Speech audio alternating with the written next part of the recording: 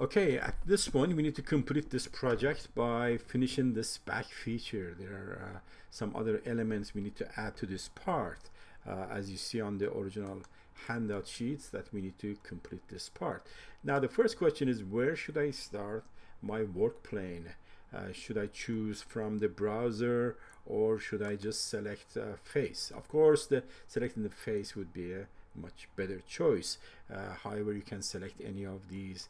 Also, in this case, would be probably front, but that would be more work to do. So definitely you want to select the face, and then left click on this sketch tool, create a sketch, and that switches to the 2D model. Now the question is, what type of or what tools should I use for my sketch tool? To select as a sketch tool, I would select in this case rectangle. However, you could use the line, but then requires 4 lines rather than just the 2 points for rectangle, which is much faster. Now I'm going to select that and approximately a point around here on this edge of this, and move to the next point, and now keep adding the also the arc part. For that part, however, you could select the arc or circle, but I'm going to select arc center point option for this one. I'm going to pick the midpoint as a center of the arc, and then select this corner as an end of the arc, and other end would be at this point. Notice that green green circle appears as snapping tools, indicating that I'm snapping perfectly to end of that line. So now we have relationship between this arc and line.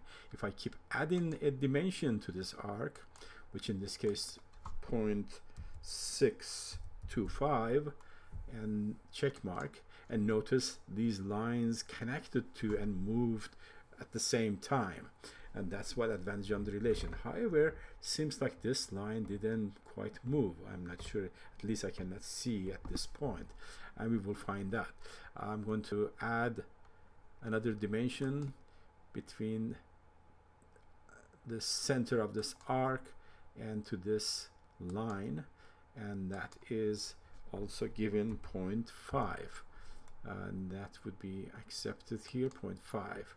And notice that it still shows 1 dimension missing, and that could be selecting from the center or selecting circumference to this point.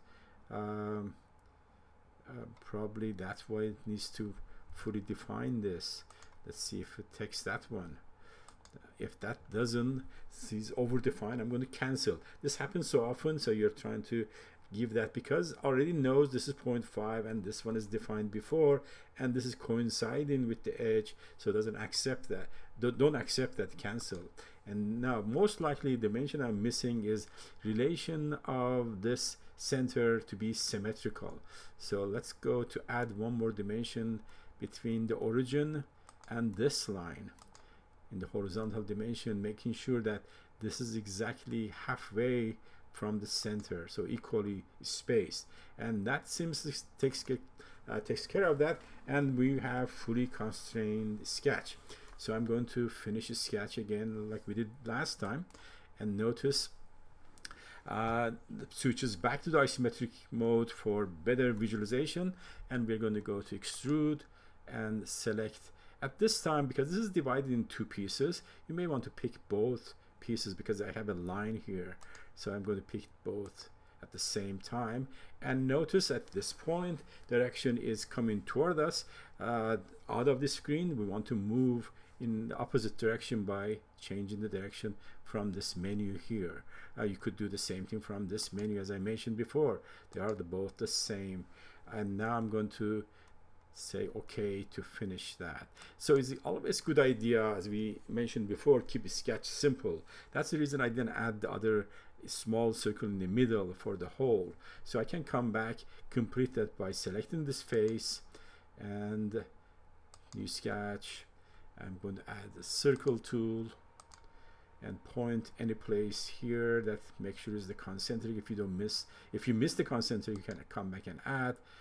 If you do in the beginning, of course, saves time. So I'm going to go to add diameter to this, see what happens, 0.5, and it's going to tell me that this is still needs 2 more dimensions, that apparently the center is not concentric with this arc. So I'm going to add tool, constraint tool by selecting concentric, geometry concentric, and then adding relation of concentric between 2. Both have the same center now. As you notice, it's fully constrained.